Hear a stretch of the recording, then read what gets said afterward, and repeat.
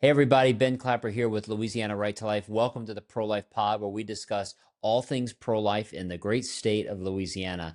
And often what we like to do on the Pro-Life Pod is highlight people who are involved in pro-life activities, who are making a difference, sacrificing their time and their energy to stand for life, to protect babies, to help moms. And today we have a great guest with us. Her name is Grace Ostermiller. She's a student at Southeastern in Hammond, and she's currently this semester an intern working with us on our legislative efforts, our marketing efforts, social media, our gala, so many different things that she is doing and has been involved in. And we're so happy to have her. And Grace, welcome to the Pro Life Pods. Great to have you on. Yes, it's great to be here. Thank you so much. No problem. Well, you are joining us as our intern for this semester. You've been doing all sorts of fun things. The legislative session's coming up. You're going to be involved in helping us up there. Well, just introduce yourself, let everyone know who you are. Yeah. So I am currently a student at Southeastern right now. I'm a marketing major. I am loving it. I am in my third semester and I love being an intern here. I'm also the president of our Lions for Life. We actually just got our club back up and All running right. yesterday. Congratulations. So super exciting. Thank you. So we're working on getting meetings together and different events. And I can't wait to see what that future holds. Because there was a pro-life group, Lions for Life, Correct. in the past at Southeastern, Yes. and it kind of So we died a just little had bit. an issue with paperwork and didn't realize that we needed to, refill out some paperwork every 2 years. So getting the school to, in correspondence with them was difficult, and getting them to respond to our emails was our main issue. So, yep, just filling out that paperwork again. Awesome. And do you have other students who are with you on it, or Right. you're right now you're Right. working with them? So we have our president that we used to have is now the vice president. I'm the president. And then we have, I believe, our secretary and treasurer are both new, but I know them personally. They are also both marketing majors. Oh, So very good. So y'all are going to market the pro-life yes, we cause are. We're going to across be Southeast. great. We're going to be great. Yes. Do y'all have any goals so far right now? I know you're just getting started, so So I would say that our main goal is to just become like a active and recognized club on the campus, and not active as in, obviously we're a Southeastern active organization, yeah. but active as in people are like, oh, that's our pro-life club, and we can be recognized for our tabling efforts and everything. So And the that's tabling efforts y'all do to educate people and tell them about the correct. cause, right? Correct. So, and it's, of course, it can't be only education. So, we're going to have to come up with some fun activities, but we've got a few that we're already thinking about. So, that's very exciting. And just, yeah, being creative with all of those things. And like you said, it's a team full of marketing majors. Well, we have one music major, but all very You creative could do majors. music and marketing for Right, the right. pro-life We can cause, right? combine. Yeah. And so all very creative majors. And so I think that we're going to have a great time with that. And I think that we're going to be able to draw a lot of attention to our efforts on campus. And, hopefully just doing things even with Restoration House. Yeah, the pregnancy center in Yes, the our area. pregnancy Yeah. center. And so we've had them on campus before when we were an active club.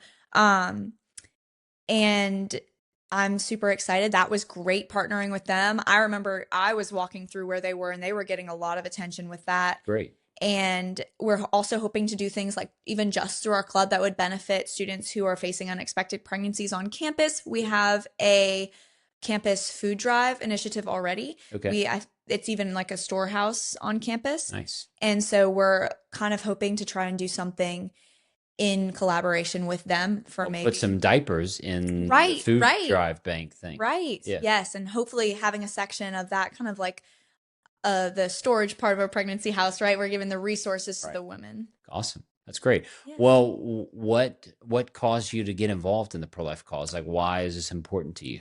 So the first time I was ever really exposed to what abortion was through Louisiana Right to Life. I was going into ninth grade and I went to the PLI, the week-long summer event, which is amazing. I've gone almost every year since then. Since then, it is one of the highlights of my summer every single year. Always great. So I went to that and I had grown up in a pro-life household, but I didn't really know what abortion was or why we were pro-life. It was just always in church, at home, we're pro-life, abortion is bad. So I was invited by a lady at our church. Her daughter was going, and so I was like, sure, I'll go. And so I went, and the first day was great. I remember our first presentation was fetal development, and that was so interesting. That was amazing. It was so beautiful to learn about, oh my goodness, like fetuses, I mean, they get their heartbeat around 19 to 23 days. Brain waves are around 40 days. I was so mind blown. I had literally no idea. You would have asked me, and I would have said, oh, that happens like halfway in. Right, later. Right? Nobody has any idea until you sit down and you actually learn about it. Right. And so that was so intriguing. And I was in awe of that presentation. And then our next one was learning abortion procedures. Yeah. And I remember complete 180. It was like, wow, this is so beautiful. And now this is terrible. Right. And just learning about literally what each individual procedure does, how dilation and evacuation, you tear apart the fetus limb by limb in the womb, and you can see the graphics, and it's not like at that stage the fetus has defined limbs and everything. It was in my even younger mind, I was like, how can people even just visually see this and not think that this is an atrocity? Right. It was astounding to learn that that's what abortion was. And even though that is a rarer kind of abortion, it's not our most common form of abortion, it's still just terrible. And I remember learning about partial birth abortion, which was, I believe, outlawed around 2003. But it was one of those things where people didn't know what it was until it got outlawed, or close before that, because people didn't learn and people didn't care to learn. Right. And so just learning that was even able to happen and to get by people and able to be legal horrified me. And in that moment, I thought, this is insane.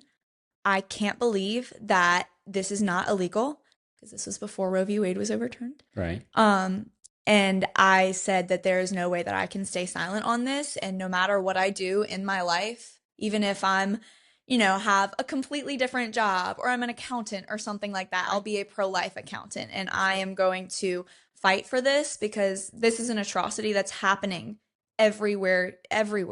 Absolutely, because we need people who are just in their everyday life being pro-life. I mean, not everyone's going to be like what we're doing right here, but everyone needs to be pro-life and find their place in there. And that inspired you to take a stand and get motivated. And I was just talking earlier to a friend of mine who, she's much older than you, but it was in the 80s that she saw the silent scream, which is kind of like a little version of what you're talking about.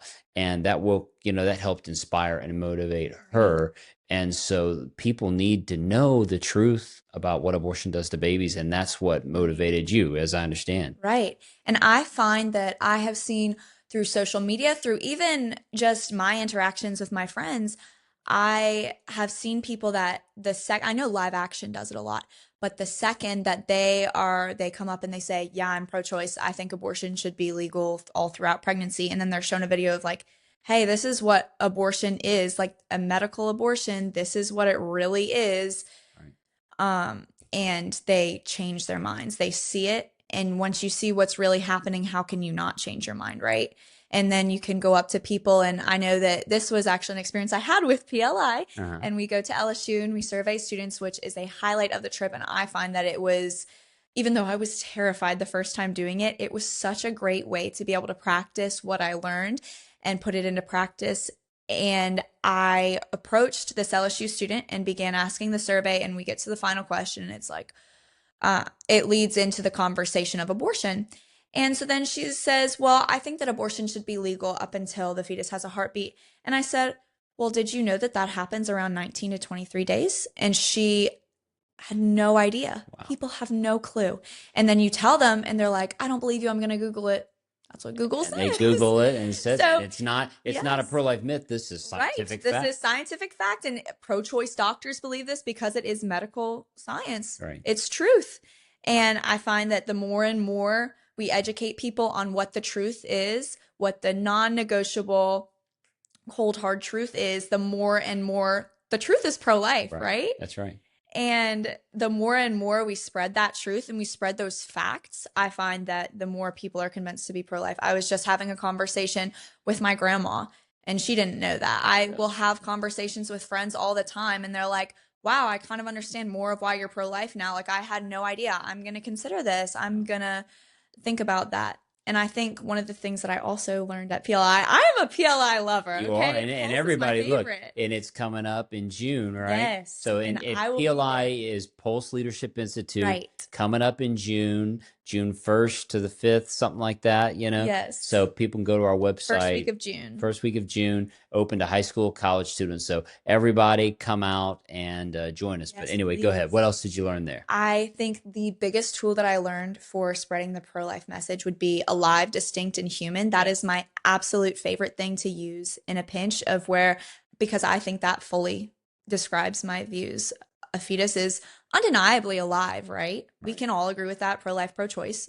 Even if you call it a clump of cells is alive. Yeah, Distinct, well, once you get into it, I mean, distinct can be, you're a woman, you could be having a boy. right. So it's a different gender from the mom. It's a completely separate organism, completely different DNA. You get your DNA at conception.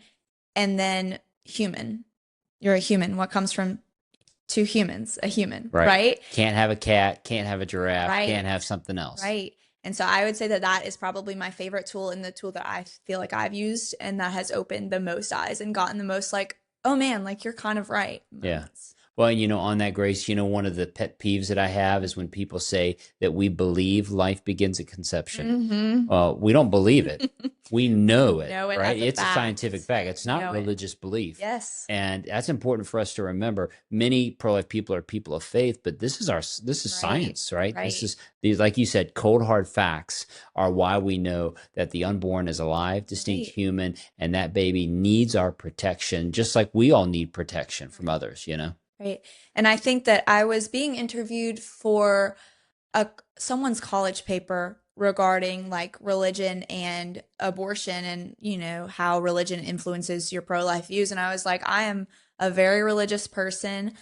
I'm very religious, but that even if I was not religious, I would still hold these pro-life values because you don't have to be religious to be pro-life. Absolutely. They obviously intertwine, right? Because for me, I care so much about the pro-life movement because I feel as though God has called us to protect those around us. God has called us to love those around us, just like how Jesus exemplified that, right? Mm-hmm. And one way in doing that is to protect people from death, right? That's right. And Well, and if we protect those who are born, even more reason for us to protect those who are waiting to be born. right. And you're right. The image of God placed into every person motivates us to care and protect those Right. people. But again, like you said, even if it's not that, every human person deserves that same shot at life, the same respect for life. Right.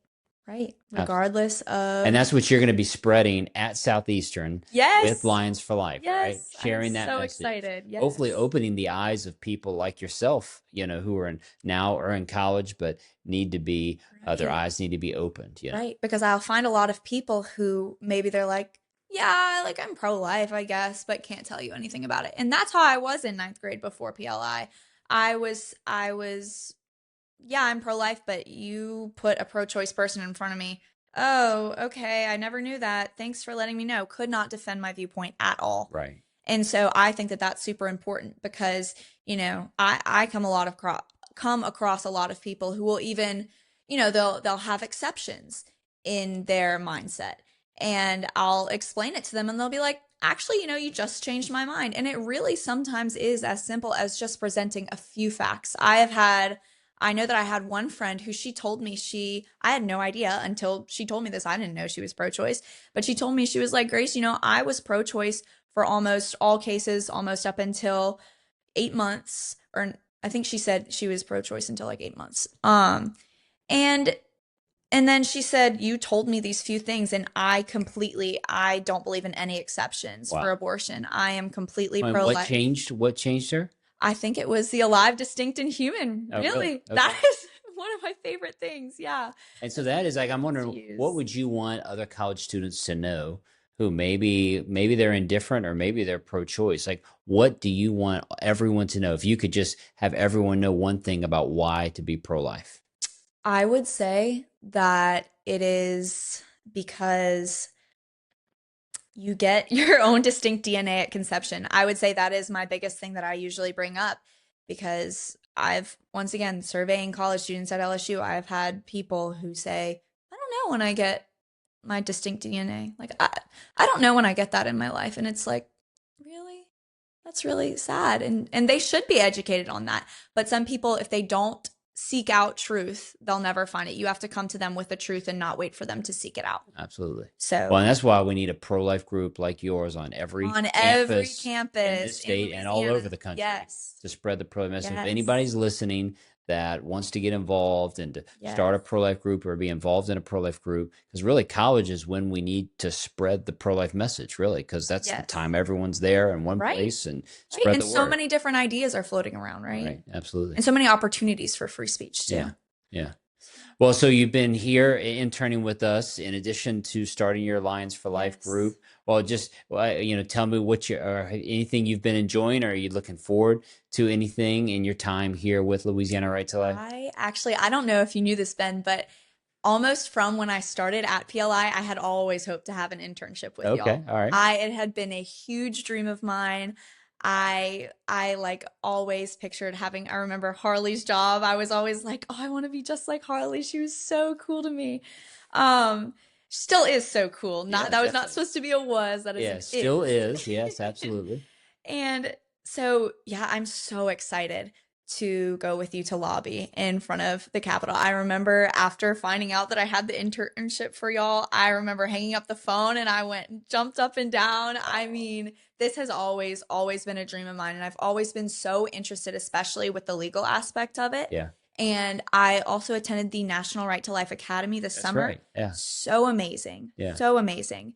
And we got to hear, they did a few different discussions on that. And it was so cool to learn about all of that. I am so excited for that. That's I awesome. can't wait to learn, even just sitting in meetings with you, learning about the bills is, I love learning about the legal aspect of it. I think is probably one of my favorite things. Now, did you ever expect that you would be spray painting hundreds of lights for our gala? No, That was a new one, right? Not what I had in mind. When I started this internship, I think I went through maybe 15 cans of spray paint. Yeah. And this is for our galas that we had, so everyone knows. And we had these lights, and they were black. They should have been delivered gold, and so unfortunately, Grace had the job of spray painting all of them. So you're an expert spray painter. Yes, So. yes, I am. I had actually never spray painted before that either. Oh, really? Yes, it was very, very tedious, but I had also kind of always wanted to spray paint. Like when I was younger, I was we're like leading, fulfilling my dreams. Fulfilling your dreams. That's right. And but they turned out so beautiful. They did. Did you walk into the gala room and think I did this? It was beautiful. It was amazing, and our floral decorations as well. It was all put together so nicely, as it is every year. Yeah. Well, we appreciate all your hard work in making that possible, and want to encourage everyone. So PLI is coming up June, first to fifth, whatever it is. June. Okay. Yes. So give everyone your best sales pitch for why high school and college students should come to PLI. Oh my goodness, why should you not go? I truly mean this. I would say this if I was working for Louisiana Right to Life or not. I have said this every year. I invite all of my friends every year. It, I think, is amazing for whether you already know a lot about the pro-life cause, right? I think I've been ninth grade to I'm a junior in college now. I've been almost every year except for one, and amazing experience. I think that my favorite part is we have so many different speakers there, and they will be experts in their field. Like Dr. Parisi, she is amazing. She comes, I believe it's almost every year, and always has amazing presentations. I learned so much. In Dr. Volts. He comes and he speaks, and you learn so much. You learn about hard cases, you learn persuasion, you learn about the hard cases, you learn just all the nitty gritty stuff that you've always wanted to know. And it's not just random people telling you about this, it's experts in the field. And that's what I really, really appreciate, because they explain it in such a way that's easy to digest. And even though it's a lot of information, right, in 1 week, I find that I really think that without PLI, I would not be where I am today in the pro-life movement. 100% I would not be where I am today in the pro-life movement. I would not be able to tell other people about my views on abortion. I think that PLI is the best experience that you could get if you are looking to get more into the pro-life movement, learn more about abortion, learn more about the pro-life movement, all of that. Awesome. And you have a lot of fun too, right? Right. Yes, it is a blast. I remember my favorite thing is our coffee house at the end of the week. So coffee house is kind of like we have like a talent show part. We have skits that we're practicing throughout the week, and it is so fun. And it's at the end of the week, so everybody's tired at this point. So it just delves into just hysteria. Everybody is laughing and doing weird, funny stuff on the stage. It is so fun. And our skits are always great. Throughout the week, we're given little pieces of paper of things we need to add in. Yeah. And so you might have, I remember, oh my goodness, one year we had a chicken. We had to have a chicken in ours. And I had the same guy in my group the next year, and we just kept having the chicken in every single year, and it was a favorite of everybody. Great. And I think we won because of that chicken. That's awesome. Yes. Oh, that's awesome. Well, Grace, we're so happy to have you here with us. Thanks for your dedication for the pro-life cause. We're looking forward to continue working with you and looking forward to seeing all the great stuff you accomplish at Southeastern, and just everyone listening in the Hammond, Ponchatoula area to reach out and support Lions for Life and help them to spread the pro-life message on campus and to help moms and support Restoration House, everything else. So thanks for being on and joining us today. Thank you so much for having me. All right, everyone, please make sure you share this episode. Also, make sure you follow us across social media, and appreciate it. Thanks for all you do to defend life. Make sure you go out today, be a part of the pro-life movement, make a difference to protect life and help moms. Thank you.